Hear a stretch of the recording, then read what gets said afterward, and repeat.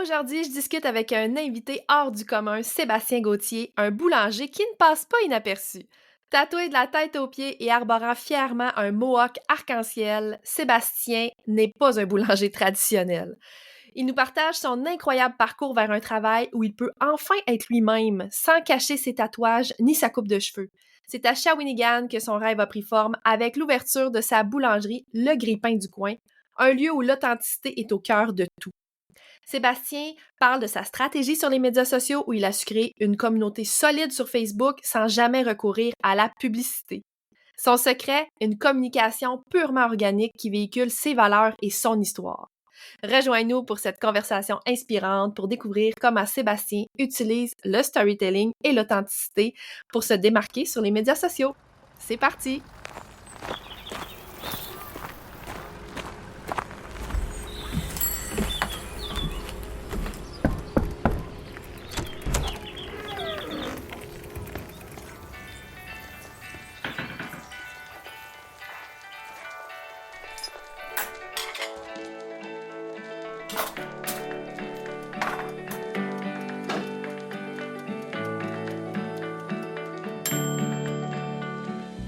Bienvenue dans notre village virtuel où chaque entrepreneur est un artiste qui colore le monde à sa manière. À ta couleur, c'est le rendez-vous où on jase de storytelling puis de personal branding, mais avec une twist. On le fait au service des petites entreprises locales. Ici, on célèbre l'unicité. Chaque entrepreneur que je reçois a réussi à enflammer les réseaux sociaux avec son histoire puis sa personnalité unique en son genre. On va décortiquer comment ils ont réussi à tisser des liens solides avec leur communauté, à créer un impact majeur puis à forger une marque qui leur colle à la peau. Que tu sois à la tête d'une petite entreprise locale ou que tu sois un solopreneur, ici c'est ta nouvelle maison puis il y a une place pour toi dans notre village. En solo ou entre voisins, la porte s'ouvrira à des invités ou même à des figures locales qui ont réussi à faire de leur entreprise ou de leur petit coin de pays le nouveau point de rendez-vous de la communauté. Alors rentre, fais comme chez toi et laisse-toi inspirer. Faut dire, je pense, que c'est important de le mentionner, que ça fait près de 2 ans qu'on travaille ensemble. Quand même. Tu me connais bien. Oui, on se connaît bien. Je suis venue une couple de fois à la boulangerie quand même.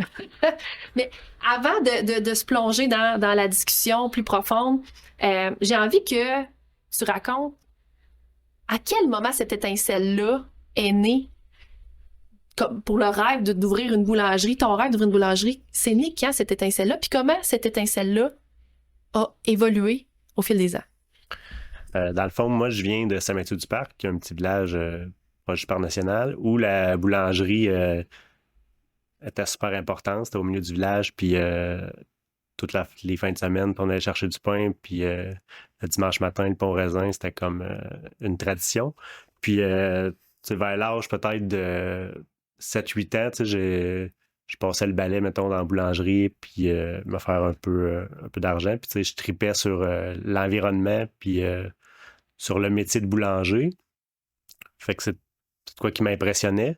Je dirais que c'est plus tard, à 16 ans, quand c'est le temps de choisir une carrière, peut-être que tu l'as moins en tête, mettons, de devenir boulanger. Fait que j'étais devenu camionneur. Dans un complètement... Oui, c'est ça. Okay. J'ai été camionneur, opérateur de machinerie lourde.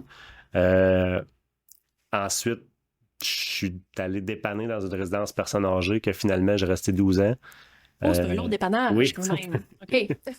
J'ai fait un certificat en gérontologie, j'ai fait un certificat en ressources humaines, dans le fond, pour la résidence. Puis, dans les dernières années, j'avais tout le temps comme une idée de faire autre chose, si on voulait, parce que un métier que je pourrais être moi-même, dans le fond, parce qu'à la résidence, je ne pouvais pas être 100% moi-même. Il fallait un peu que je cache mes tatouages. Puis, j'aimais beaucoup la cuisine. Souvent, à la résidence, je dépannais dans la cuisine, puis c'est ce que j'aimais le mieux faire. Fait que je me suis questionné, je m'en vais-tu cuisiner? Puis c'est là que boulanger est comme revenu, dans le fond, le souvenir de, oui, c'est vrai, j'aurais aimé ça être boulanger. Fait que j'ai eu l'opportunité de le faire. Je suis allé faire mon DEP à l'école d'hôtellerie de Québec en boulangerie. Un DEP de 8 mois, qui avait des stages en même temps en milieu de travail. Fait que, où que je faisais mon stage, ensuite, ils m'ont engagé. J'ai été là à peu près 4 ans. C'était une boulangerie? Oui. OK. Ensuite, c'est ça, j'ai eu finalement l'idée de partir ma propre boulangerie. Là. C'était un petit peu ça au début, le but là, de m'en aller boulanger. cours de route, je me disais, un jour, un moment donné, j'avais comme abandonné l'idée de dire, je vais travailler tout le temps pour un autre boulanger. Puis finalement, j'ai décidé de suivre vraiment quitter d'ouvrir ma propre boulangerie pour pouvoir vraiment la mettre à mon image, faire mes produits, puis c'est vraiment montrer aux gens là, ce que j'étais capable d'offrir. Ouais. Puis t'apportes un point intéressant quand tu dis, tu sais, je pouvais pas être 100% toi, peut-être, parce que là, on le voit, là, tu sais, bon, t'es tatoué, ceux qui te connaissent bien savent que t'as longtemps porté le mohawk multicolore, ou en tout cas très coloré.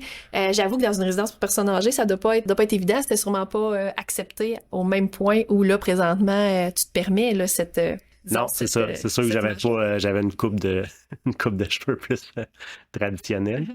C'est ça, je travaillais tout le temps en manches longues là, pour cacher mes tatouages. Puis même, ça, si je sortais en dehors des heures de résidence, souvent, je gardais mes manches longues en cas de croiser un résident ou peu importe, là, pour pas changer un petit peu l'image que j'avais à la résidence, vu que j'étais quand même directeur. Là. Ah, fait que ça prend quand même une ampleur, hein, Seb? Dans le sens où tu dois, là, je dirais, je donnerais l'image de tu dois porter un masque au travail, puis en plus, quand tu sors de ta job aussi, ça doit être très contraignant. Oui, ça fait que c'est pour ça qu'à un moment donné, j'ai eu le goût de faire vraiment ce que je voulais, laisser ça de côté, puis vraiment pouvoir m'exprimer là, de 100% là, qui j'étais. Là, dans le fond. Ouais.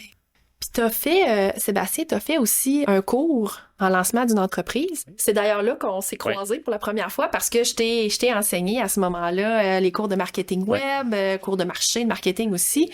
Puis tu sais, dans les cours de lancement d'une entreprise, on n'aborde pas toute cette question-là de l'importance de raconter son histoire, de l'importance d'être qui on est, de faire transpirer sa personnalité sur les médias sociaux.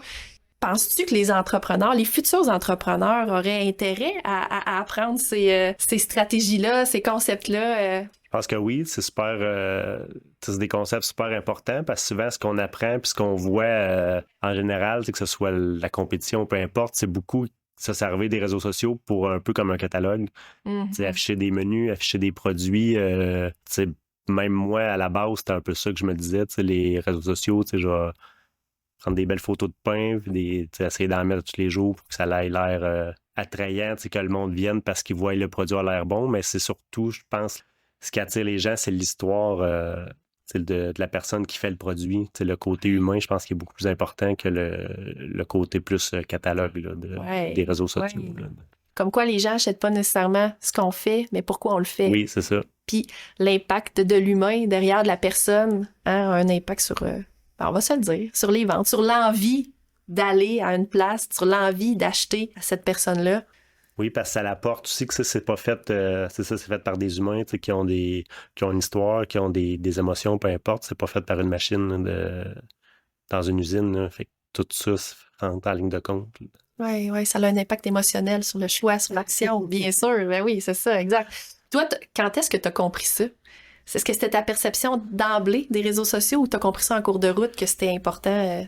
Les premiers posts, je les ai faits de moi-même, mais j'essayais quand même de mettre soit une main qui tient quelque chose ou pas juste mettre une assiette avec un produit, là, essayer quand même d'y mettre un petit peu de vie. Puis essayer autant de montrer un peu les valeurs autour, là, faire les photos en disent beaucoup. Là. Exact. Ah oui, puis ça, c'est un point important que tu mentionnes là, les valeurs, puis on va y revenir à ça, l'importance de bien les communiquer, ces valeurs-là. Mais j'ai envie de te demander, parce que moi, je trouve ton parcours très inspirant, je suis sûrement pas la seule à trouver ça.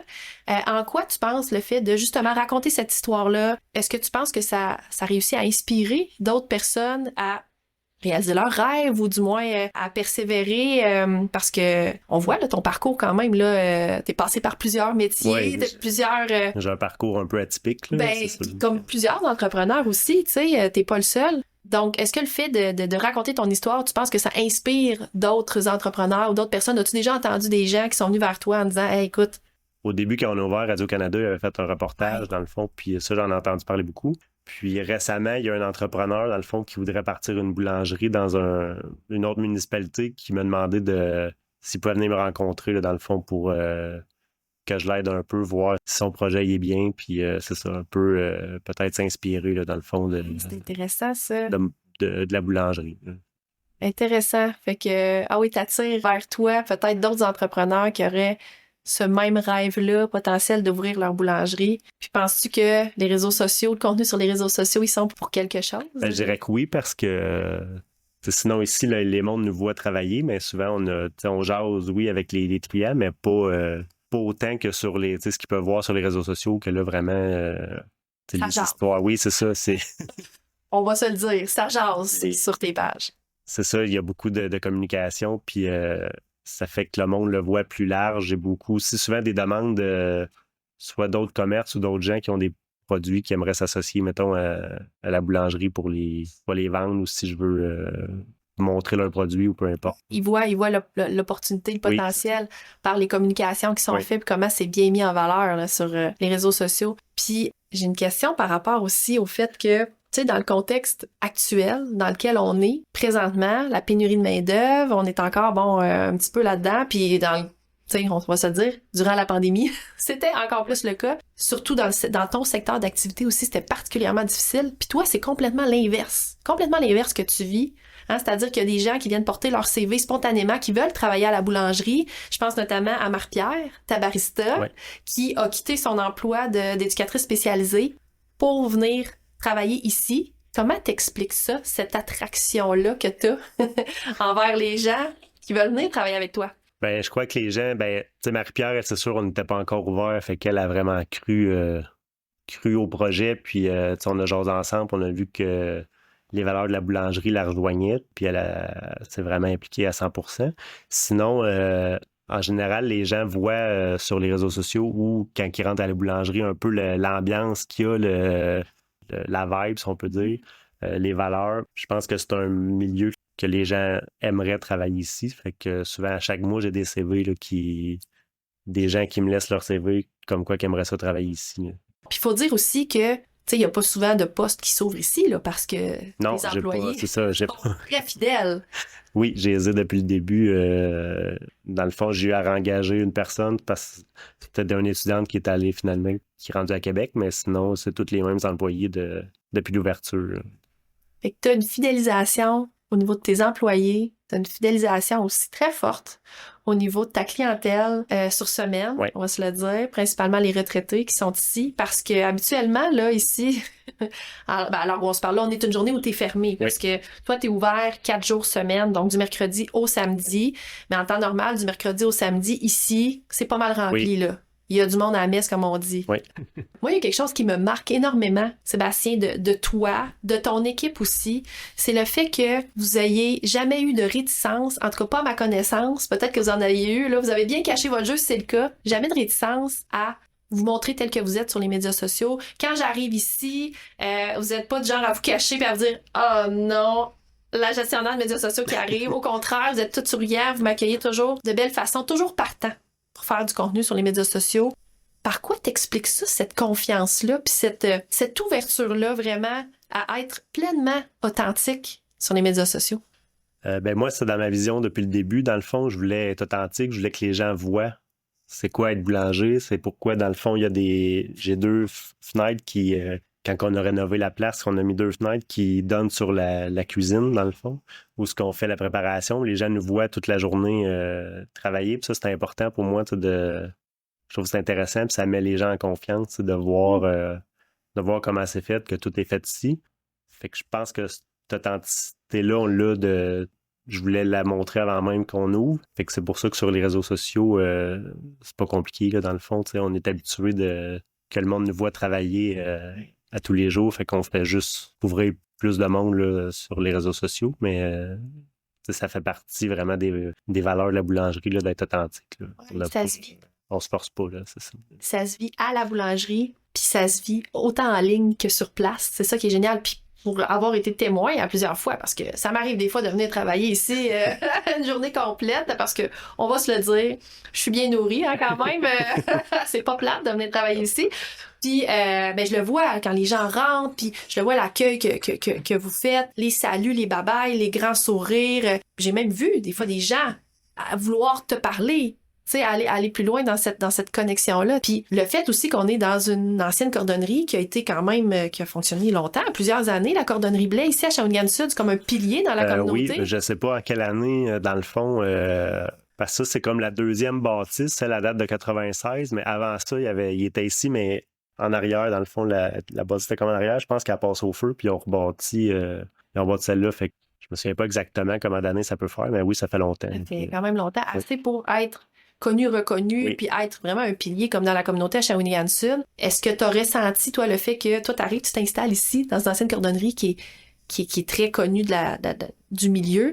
Est-ce que ça a eu un impact sur le sentiment d'appartenance à ta boulangerie? Penses-tu que c'était une bonne place où ouvrir sa boulangerie, d'utiliser un ancien lieu si identitaire que ça à Shawinigan-Sud? Je pense que oui, parce que les gens, c'est ça, ils venaient tout le temps à la cordonnerie, puis encore des fois aujourd'hui, le monde disait où la boulangerie, je dis, mettons, le coin, dans la cordonnerie, puis le monde, Il associe. c'est ça, ils connaissent beaucoup la cordonnerie. Puis dans les débuts, le monde, on était ouvert, puis ils rentraient avec des souliers, puis ils pensaient encore que c'était la cordonnerie, puis finalement, ils achetaient du pain, mais que ça soit encore un autre commerce que les gens peuvent venir régulièrement, puis avoir un bon service comme la cordonnerie faisait, je pense que oui, ça fait que les gens viennent, ils ont comme fait le transfert, dans le fond, autant que la cordonnerie est importante, que la boulangerie est importante dans la communauté.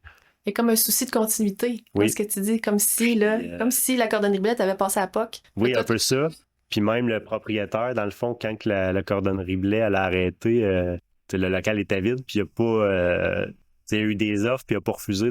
Il a refusé d'autres projets avant que moi j'arrive avec la boulangerie. Puis la boulangerie, là, il a cru, il disait, c'est ça que ça prend là, dans le local. Là. Je savais pas ça, c'est bien intéressant.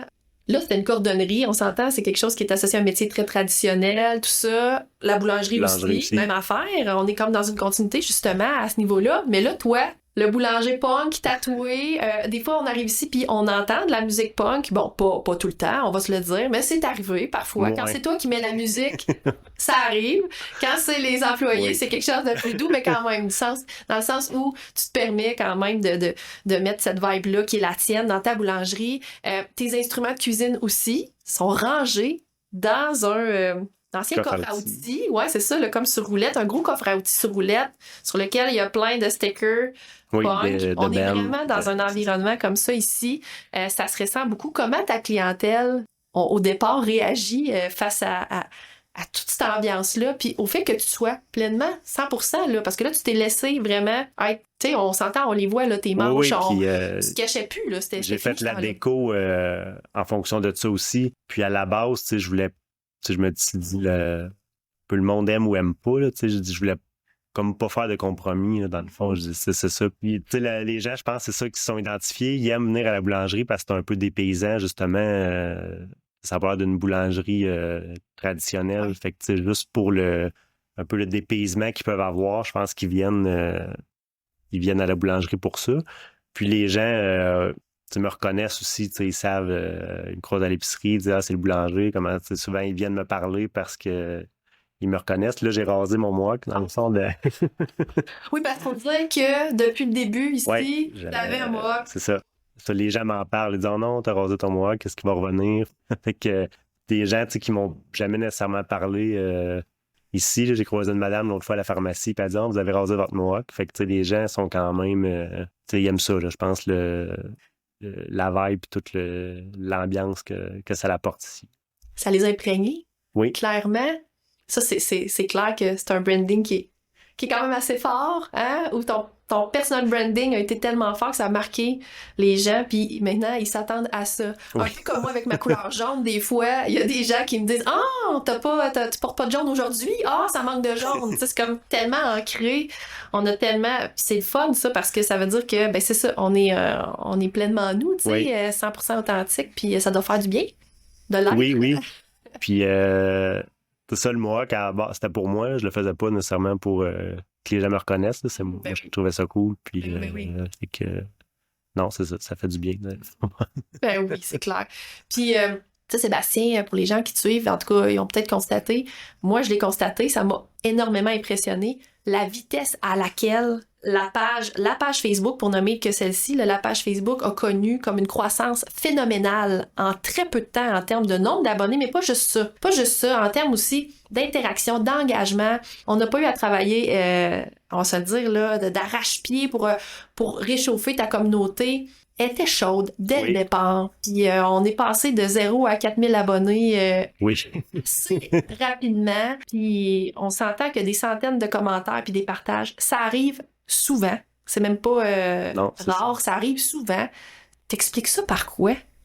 Je dirais que des fois, j'ai de la misère à me l'expliquer, mais je pense que c'est un peu tout ce qu'on a parlé jusqu'à l'authenticité, le fait que tu réponds, tous les commentaires sont répondus. Je pense que le monde aussi, sont vraiment, ils se sentent écoutés, oui, c'est ça. entendus. Puis pris au sérieux, dans le fond. Ouais. C'est pas juste un commentaire parmi tant d'autres. Ils ont toutes leurs réponses. Fait que ça vient rejoindre les valeurs aussi parce que je trouve ça important de répondre aux clients. Quand quelqu'un me demande si j'essaie autant que possible de réaliser ce qu'il me demande.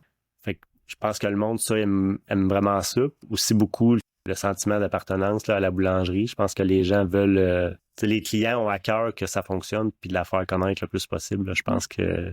Parce qu'il y a beaucoup de clients aussi, pas juste ces réseaux sociaux qui me disent « On a emmené ton pain à Québec, à Montréal. » Ils font voyager le pain. J'ai une madame l'autre fois qui m'a envoyé à sa fille à Toronto. Wow! C'est un peu ça aussi que les gens font avec la page Facebook là, en la partageant. Je confirme là, que chaque commentaire est répondu. Effectivement, je réponds, puis je trouve ça important aussi de le mentionner parce que vous êtes reconnu ici là, pour votre service client. Oui. C'est important, puis en tout cas, moi, je le lis, je le ressens énormément dans les commentaires aussi, dans les avis aussi, par exemple, de la page Facebook, c'est quelque chose qu'on sent énormément. Puis toi, tu as fait le choix d'investir 100% de ton budget publicitaire dans les médias sociaux. Donc, tu fais pas de campagne publicitaire dans les médias traditionnels, t'investis pas dans d'autres canaux, t'as pas de site web non plus. Non. Donc, t'as vraiment investi 100% tout ton budget dans les médias sociaux. Pourquoi donc? Ben, je croyais beaucoup, c'est ça, au potentiel, là, avant de penser que ça atteindrait des sommets comme ça.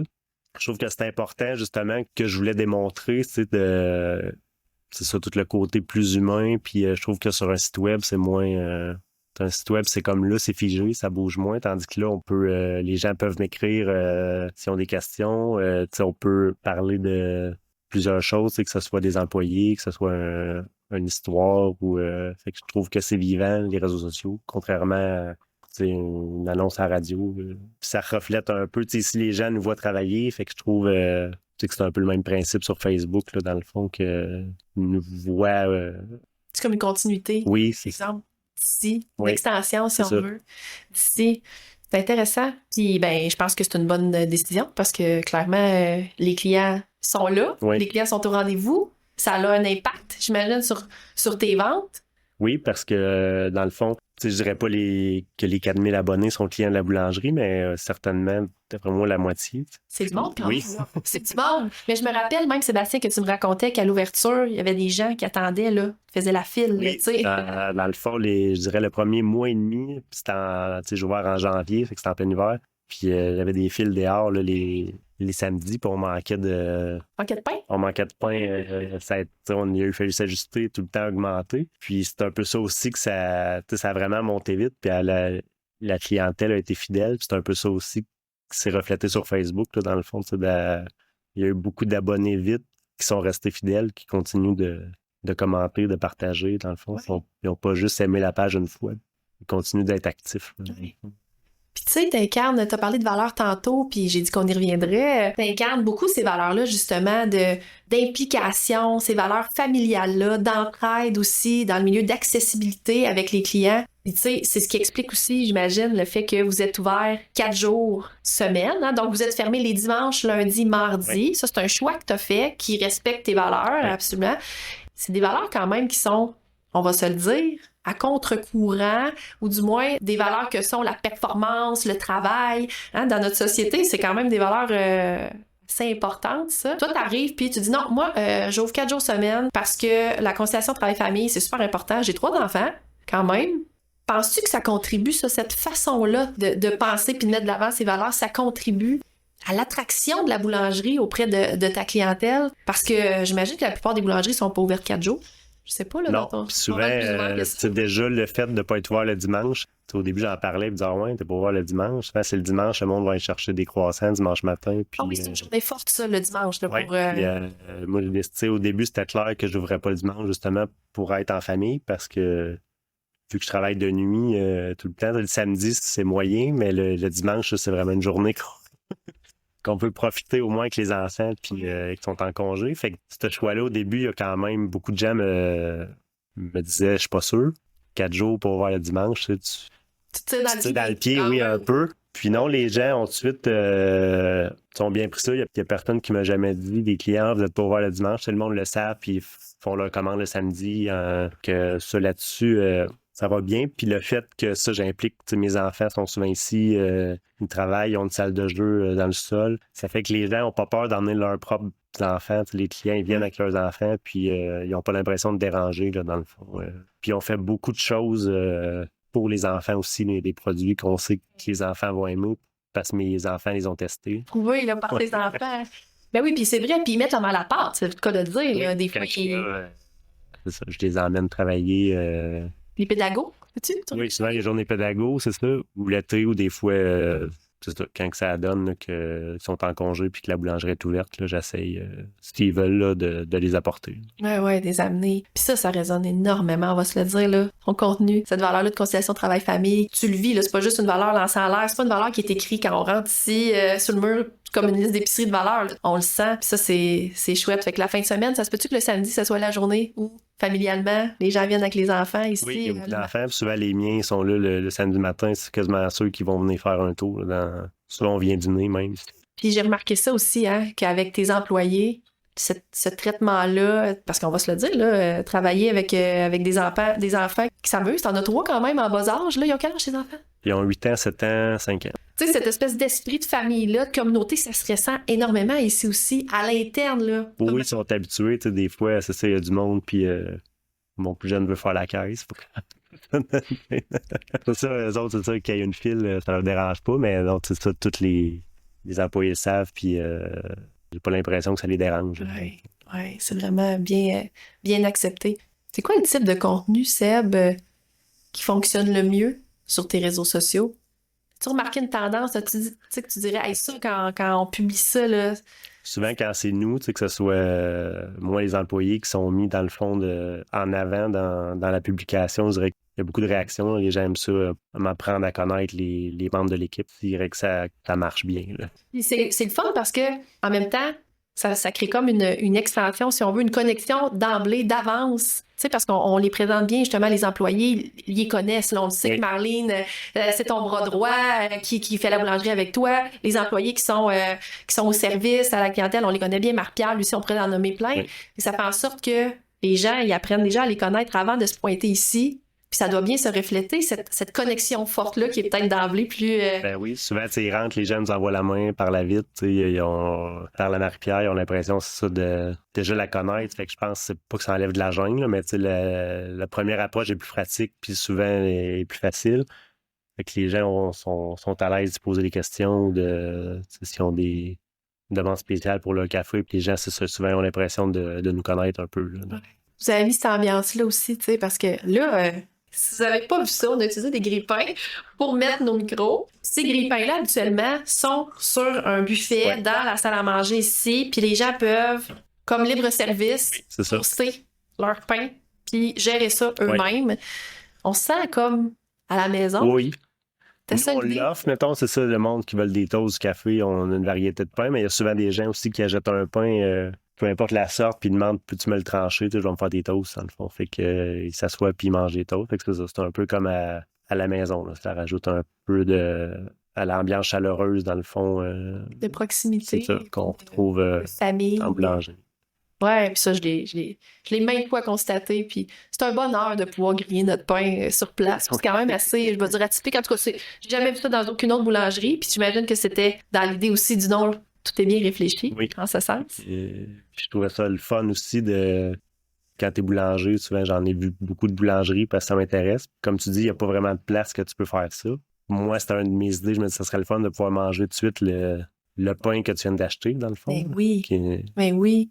Puis Sébastien, qu'est-ce que tu dirais, toi, à des entrepreneurs qui hésitent ou qui ont peur ou de s'exposer sur les médias sociaux? Quel conseil tu leur donnerais? Qu'est-ce que tu aurais envie de leur dire? D'être authentique, c'est ça, de montrer sa personnalité, montrer qui vous êtes.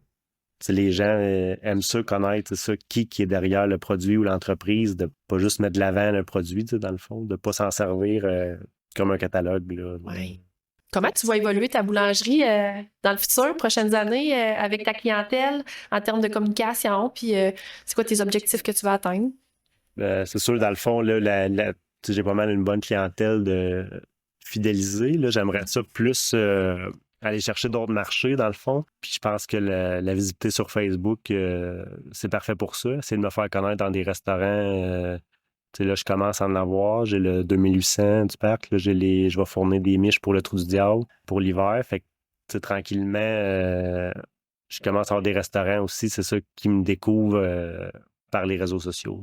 Wow, génial! Ah ouais, fait que là, tu veux aller toucher un autre marché, finalement, oui, aller chercher l'entrepreneur, pouvoir rentrer dans d'autres commerces. Oui, c'est ça. Merci Sébastien, merci d'avoir été mon premier invité. Tu as mis la barre haute en termes d'authenticité, on va se le dire. Merci beaucoup. Puis à toi qui m'écoutes, je t'invite à venir sur place à la boulangerie Le Grille-Pain du coin parce que, là je le dis dessus, les meilleurs croissants, jambon, fromage sont ici. J'espère que tu repars avec de nouvelles idées pour colorer ta propre histoire et pour connecter avec ta communauté. Continue à te démarquer, à créer des liens en apportant ta touche perso. Puis d'ici là, si tu as apprécié notre moment ensemble aujourd'hui, ça serait génial si tu pouvais laisser un avis sur le podcast. C'est comme un petit signe de la main quand on se croise dans notre village virtuel. Ça me réchauffe le cœur puis ça me donne une meilleure idée de ce qui t'intéresse vraiment. N'hésite pas non plus à partager cet épisode-là avec tes amis ou sur les réseaux sociaux. Puis si tu veux continuer la discussion, utilise le tag La Voisine Pro sur Instagram. Ça va me faire vraiment plaisir d'échanger avec toi. On se retrouve très bientôt pour une nouvelle discussion entre voisins.